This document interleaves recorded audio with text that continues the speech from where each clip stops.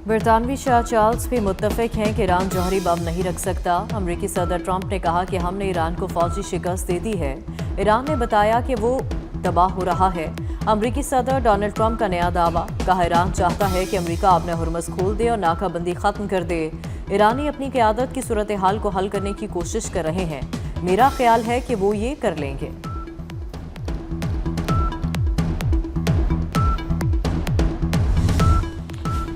Donald Trump को Iran की नई तजवीज़ कबूल नहीं। एक अमरीकी ओहदेदार का बरतानवी खबर एजेंसी को इंटरव्यू। ईरान ने आबना हुर्मुज़ फौरी खोलने की तजवीज़ दी थी। अमरीकी सदर तजवीज़ मानने के हक में नहीं। ट्रंप का एटमी सलाहियत के खात्मे पर इसरार। अमरीकी मीडिया के मुताबिक अगले चंद दिन अहम हैं।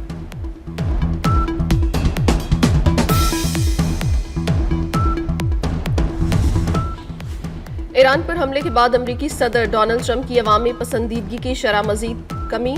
राइटर्स और एप्सोस के सर्वे के मुताबिक अमरीका के सिर्फ 34% वोटर ट्रंप की कारकर्दगी से मुतमईन, जबकि गुज़श्ता सर्वे में ये शरह 36% थी।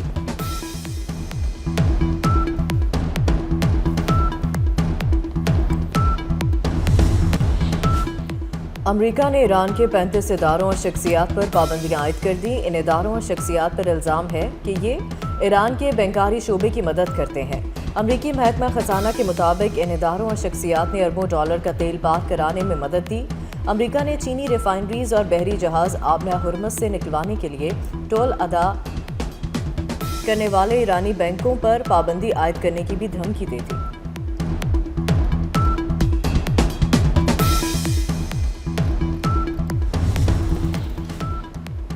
मुत्तहिदा अरब अमारात ने तेल पैदा करने वाले ममालिक की तंजीम ओपेक और ओपेक प्लस से अलहदगी का ऐलान कर दिया। अलहदगी का फैसला 1 मई से नाफिज होगा। मुत्तहिदा अरब अमारात ऑयल की फरोख्त पॉलिसी में खुद मुख्तारी हासिल करेगा।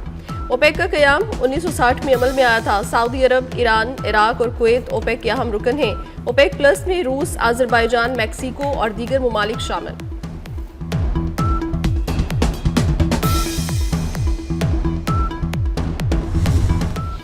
जद्दा में खलीज ताउन कौंसिल का हंगामी इजलास। खलीजी रहनुमाओं का खित्ते में जारी कशीदगी पर गहरी तशवीश का इजहार। इजलास में तवानाई की सप्लाई और बहरी गुजरगाहों के तहफ़्फ़ुज़ को यकीनी बनाने के पुख्ता अज़्म का यादा। अलामिया के मुताबिक किसी भी बैरूनी खतरे की सूरत में तमाम खलीजी रियासतें मुत्तहिद होकर जवाब देंगी। मुश्तरका दिफाई और सियासी ताउन को मज़ीद मजबूत बनाया जाएगा। कतर का सालसी के लिए पाकिस्तान की भरपूर हिमायत का ऐलान। कतरी तर्जुमान का कहना है पाकिस्तान को भरपूर सपोर्ट करते हैं। मुज़ाकरात का दायरा बढ़ाना जरूरी नहीं। आबनाए हुर्मुज़ खुलवाने की कोशिश कर रहे हैं। कतर को मुज़ाकराती अमल पर यकीन है। ईरान और अमरीका के दरमियान जामे समझौता चाहते हैं।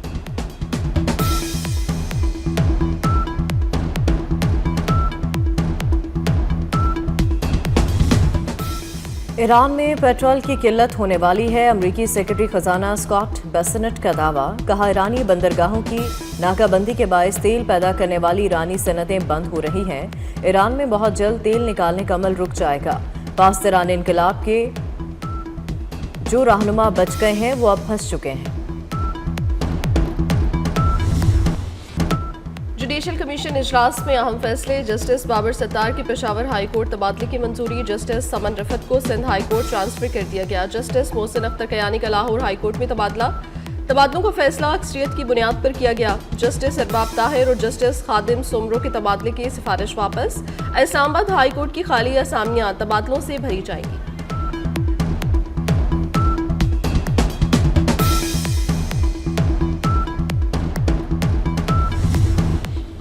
इस्लामाबाद हाई कोर्ट के जजेस का तबादला। जुडिशल कमीशन के 9 अरकान ने तबादलों के हक में वोट दिया। मुखालफत में 4 वोट आए। चीफ जस्टिस पाकिस्तान याहिया अफरीदी और जस्टिस मुनीब अख्तर ने मुखालफत में वोट दिया। बैरिस्टर गौहर और सेनेटर अली जफर की भी तबादलों की मुखालफत। बैरिस्टर गौहर ने जजेस का तबादला अदलिया पर कतगन करार दे दिया।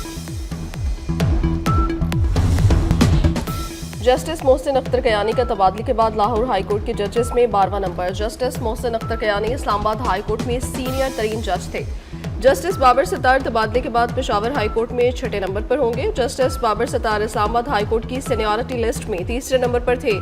जस्टिस समन रफत इम्तियाज तबादले के बाद सिंध हाई कोर्ट में 16वें नंबर पर होंगी। Justice Saman Rafat Imtiaz Islamabad high court की सीनियरिटी लिस्ट में 6ठे नंबर पर थी।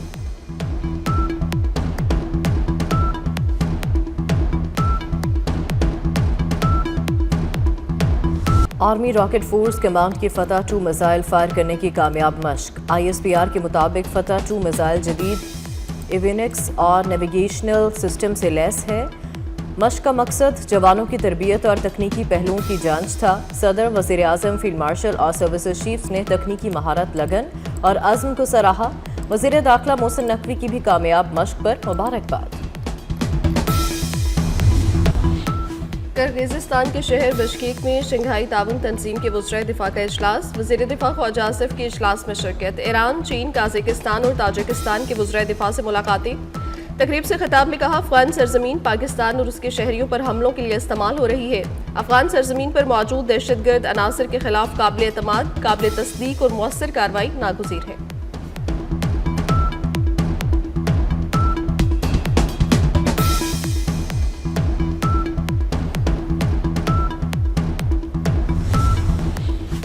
PIA निजकारी में बड़ी पेशरफ्त। आरिफ हबीब कंसोर्शियम ने PIA के 100% शेयर्स खरीद लिए।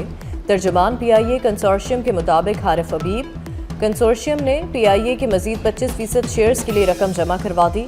मुआहदे के तहत 45 अरब रुपए के बैंक गारंटी जमा करवाई गई है।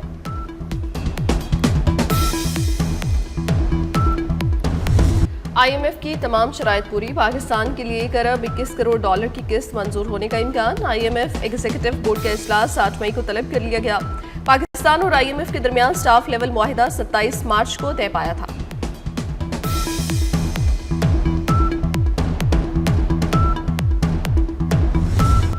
पाकिस्तान में HIV के 84,000 मरीजों में से 24,000 लापता हैं। वफाकी वज़ीर सेहत मुस्तफ़ा कमाल का इंकशाफ। कहा, HIV के 61,000 मरीजों का इलाज जारी है। हमारे यहाँ HIV के बारे में गलत फहमियाँ पाई जाती हैं। ये लाइलाज मर्ज नहीं, इसकी दवा सिर्फ हुकूमत से मिलती है। अब ऐसी दवा भी आ रही है जिसकी साल या 6 माह में 1 डोज लेना होगी।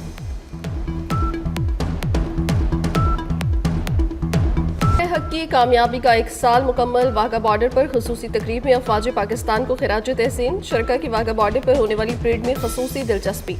पाक फौज जिंदाबाद के फलक शगाफ नारे लगाए। यादगारी शोहदा पर फूल चढ़ाए। शोहदा के दर्जात की बुलंदी के लिए दुआ की।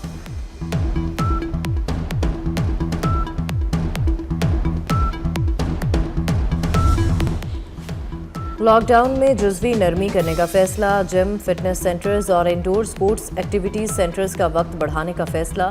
जिम, फिटनेस सेंटर्स को रात 10 बजे तक इजाज़त मिलेगी। पंजाब हुकूमत ने ज़िला इंतज़ामिया की तजावीज़ पर रजामंदी ज़ाहिर कर दी। नए औकात कार का नोटिफिकेशन जल्द जारी होगा।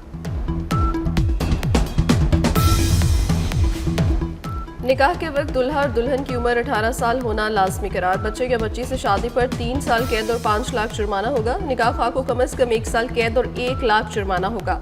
कम उम्री शादी की रोकथाम बिल में अरकान असम्बली की तजावीज़ कसरत राय से मंजूर। बिल गवर्नर पंजाब को इरसाल।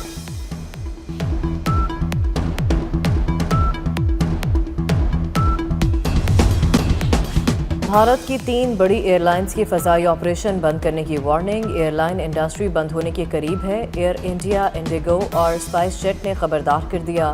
भारतीय एयरलाइंस का कहना है कि हुकूमत को सूरत हाल से आगाह कर दिया है। फ़ज़ाई हदूद पर पाबंदियों ने एयरलाइंस के ऑपरेशनल अखराजात में इजाफा कर दिया है।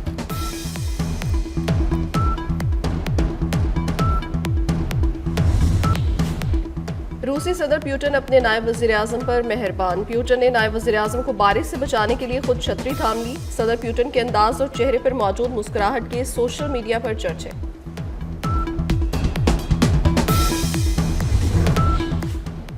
ईरान का फुटबॉल वर्ल्ड कप के लिए टीम अमेरिका भेजने का ऐलान। ईरानी हुकूमत की तर्जुमान फातिमा महाजरानी ने कहा, फुटबॉल वर्ल्ड कप के लिए टीम की तैयारियां जारी हैं। उम्मीद है वर्ल्ड कप महफूज बनाने के इकदाम किए जाएंगे। ईरानी टीम का पहला मैच लॉस एंजलिस में शेड्यूल है।